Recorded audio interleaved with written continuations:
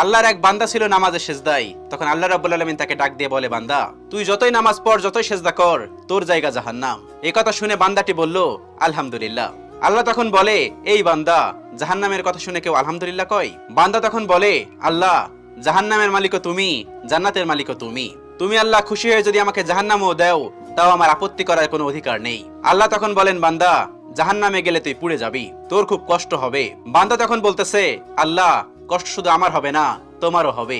আল্লাহ তখন বলতেছে, বান্দা, তুই পুড়বি জাহান্নামের আগুনে, আমার কষ্ট হবে কেন? বান্দা তখন বলে, আল্লাহ, কোনো মায়ের কোল থেকে যদি কোনো বাচ্চা পানিতে পড়ে যায়, তাহলে কোনো মাই দূরে দাঁড়িয়ে থাকতে পারে না, দৌড়ে গিয়ে বাচ্চাকে কোলে নেয়। আমার বিশ্বাস ওই মায়ের চেয়ে কোটি কোটি গুণ দয়া তোমার বেশি। আমাকে জাহান্নাম দিলে তুমিও আল্লাহ শান্তি পাবে না। আল্লাহ তখন বলে, বান্দা, এই দলিল তুই কই পাইলি? বান্দা তখন বলে, আল্লাহ, আমাদের জাতির পিতা ইব্রাহিম আলাইহিস সালাম তোমার প্রেম মুখে নিয়ে যখন নমরুদের আগুনে পড়ে গেল, তার আগেই তুমি বলে দিলে